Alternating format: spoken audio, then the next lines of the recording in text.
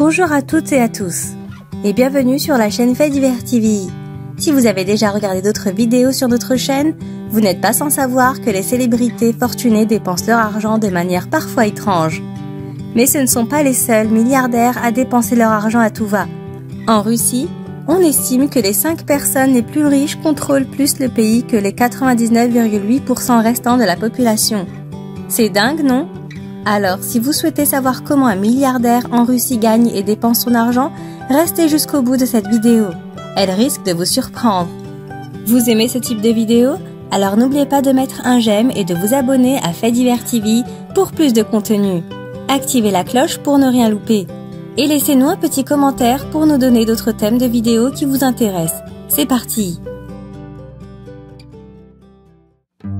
La Russie est connue pour avoir une économie qui dépend de l'exportation de gaz naturel et de carburant. À vrai dire, ce n'est pas pour rien que la plupart des millionnaires, voire des milliardaires de Russie, ont développé et entretenu leur fortune en achetant des compagnies de forage ou de récolte de gaz. Néanmoins, vu l'importance de l'exportation du carburant, du gaz naturel, voire de l'électricité, les compagnies qui contribuent à cette industrie sont placées sous le contrôle de l'État fédéral. Après la chute de l'URSS en 1991, le pays a dû être en mesure de se relever et être mené sans avoir recours à un modèle communiste comme c'était le cas pendant tant d'années. De nos jours, le pays fait usage, comme la majorité du monde, d'une économie basée sur le marché de l'offre et de la demande. Malheureusement, cela représente un désavantage pour la Russie car la demande d'énergie est faible. D'autant plus que le monde se tourne de plus en plus vers le renouvelable. C'est la raison pour laquelle le produit intérieur brut de Russie, connu sous le nom de PIB, est équivalent à 1,5 billion de dollars en 2020. Pour rappel, 1 billion est l'équivalent de 1000 milliards. Ce PIB peut sembler élevé vu de cet angle. Mais vous allez vite comprendre qu'en réalité, il ne l'est pas forcément à d'autres pays. D'autre part, le rouble, qui est la monnaie russe, a également connu une dévaluation. Et ça en dit long vu la taille du territoire.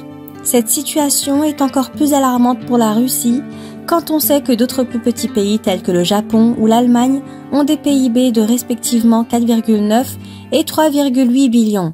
Parlons maintenant d'un premier milliardaire, Alexeï Mordachov, qui est l'homme le plus riche de Russie au moment où nous vous parlons.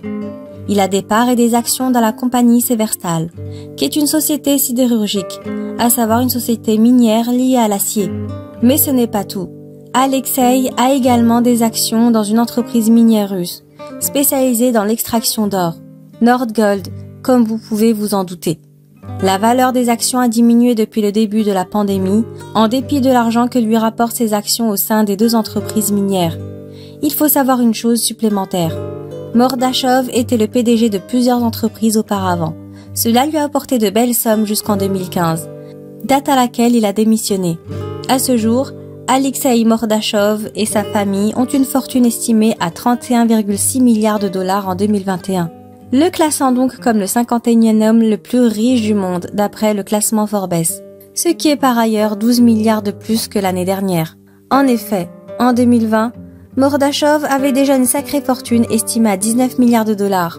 Au moment où l'on vous parle, Alexeï Mordachov vit dans le quartier de Barbikha, à Moscou. Ce quartier est connu pour accueillir des gens riches. Il ne fait donc nul doute que Mordachov a choisi cet endroit pour y vivre.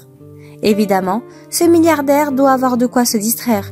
Et pour cela, quoi de mieux qu'un yacht? Il vaudrait mieux dire 2 yachts, car il faut croire que Mordachov ne s'est pas contenté d'une seule embarcation. Son premier yacht se nomme Lady M, tandis que le deuxième est connu sous le nom de Nord pour une valeur d'environ 500 millions de dollars.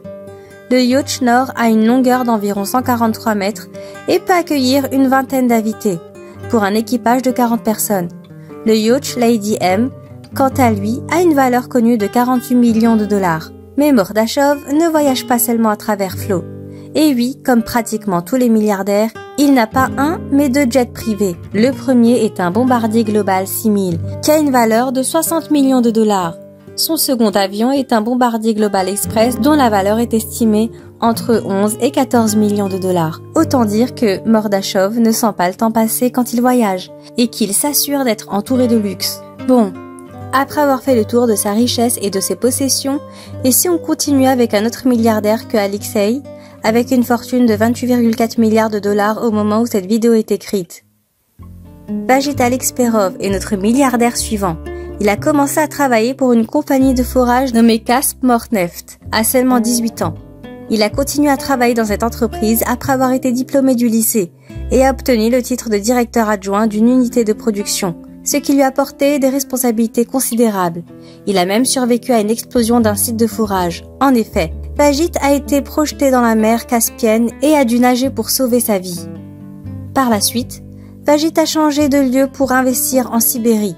Toujours en étant très reconnu dans l'industrie du carburant, en 1990, Alek Perov est nommé vice-ministre de l'industrie pétrolière et gazière de l'Union soviétique.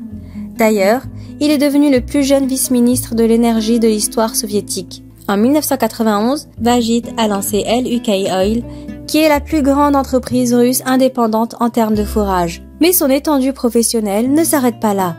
Alek Perov est également l'un des deux principaux propriétaires d'IFD Capital Group, ainsi que de Insenyoch. Vous voyez sûrement les achats venir. Comme il possède une partie de Insenyoch, il va sans dire qu'il est l'heureux détenteur de quelques embarcations. Pour commencer, il détient un yacht de 50 mètres du nom de Galachika qu'il a depuis 2007. Il détient également un autre yacht du nom de Galachika Plus, qui fait 35 mètres de long. Il l'a acheté en 2012. Certes, mais son yacht le plus récent date de 2016. Ce yacht se nomme Galachika Supernova et fait pas moins de 70 mètres de long. Ce ne serait pas tout en ce qui concerne les yachts. Apparemment, et d'après certaines rumeurs, Vagit serait sur un projet de construction d'un yacht de 90 mètres de long, connu sous le nom de Projet Cosmos. Avec autant de richesses qui lui parviennent constamment grâce à ses différents investissements, inutile de dire que Alek Perov s'est fait plaisir en s'achetant quelques propriétés. À l'image de notre précédent milliardaire, lui aussi habite à Barvira et il aurait 2 propriétés de vacances en Ukraine et en Suisse. Si vous pensez que l'histoire de Vagit Alekperov est très mouvementée, alors celle de notre 3e milliardaire est pour le moins inspirante. Il se nomme Vladimir Lisin et détient à ce jour 27,5 milliards de dollars. Tout a commencé lorsqu'il travaillait en tant qu'électricien dans une mine de charbon et a fini par travailler en tant qu'ouvrier sidérurgique. À partir de là, il rejoint le groupe de traders Transworld. Ce groupe de commerçants était si efficace et son influence était telle qu'il a pris le contrôle sur les exportations de l'acier et de l'aluminium. Entre-temps, le groupe s'est dissous et Lisin a récupéré une bonne partie des parts, ce qui lui a permis d'ouvrir son entreprise Novoliperk Steel. Cette entreprise joue un rôle important dans l'économie russe, étant donné que l'acier est également une matière exportée par le pays. Vladimir Lisin est également détenteur de First Cargo, qui est une entreprise spécialisée en tant qu'opérateur ferroviaire et de transport. Pour ce qui est de ses dépenses, certaines rumeurs existent et le concernent.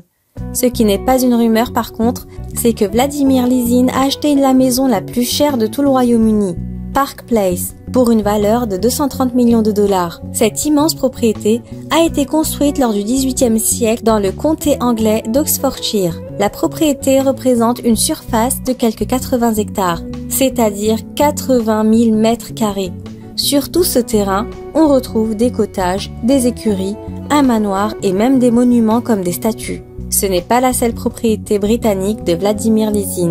En fait, il possède également un domaine sous le nom de Haberushill Castle, qui a acheté pour 9 millions de dollars en 2005. La propriété contient 5 salles de réception, une salle de billard et 13 chambres qui sont toutes accompagnées d'une salle de bain. Il manquerait quelque chose à cette vidéo si Lisin n'avait pas de yacht comme tous ses camarades précédents. Et oui, Vladimir possède un yacht sous le nom de Socrate, qu'il a acquis pour 15 millions de dollars. Il fait pratiquement 40 mètres de long et peut accueillir 10 invités avec un équipage de 8 personnes. En plus de ce yacht, Vladimir possède un jet privé nommé Bombardier Global 5000 d'une valeur de 50 millions de dollars. Assez proche du jet de Mordachov au final. Son deuxième jet est un Bombardier Challenge dont le prix se situe dans une tranche comprise entre 13 et 27 millions de dollars. Nous voilà déjà bien avancés dans la vidéo.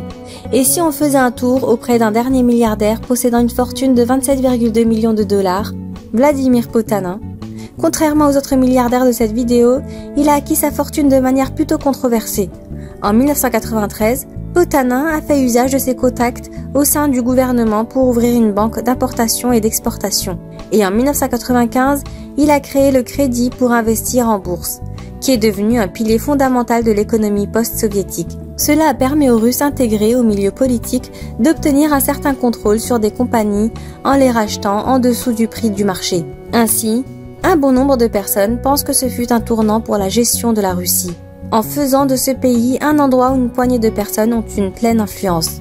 Bref, Vladimir Potanin ne doit pas avoir de grandes inquiétudes quant à ces controverses, car il continue à se faire plaisir comme l'un des hommes les plus riches du monde.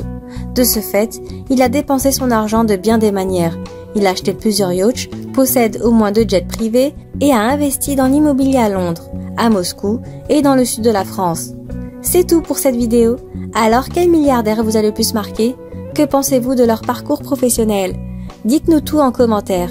Si cette vidéo vous plaît, pensez à cliquer sur le bouton j'aime et à vous abonner à Faits Divers TV pour plus de contenu.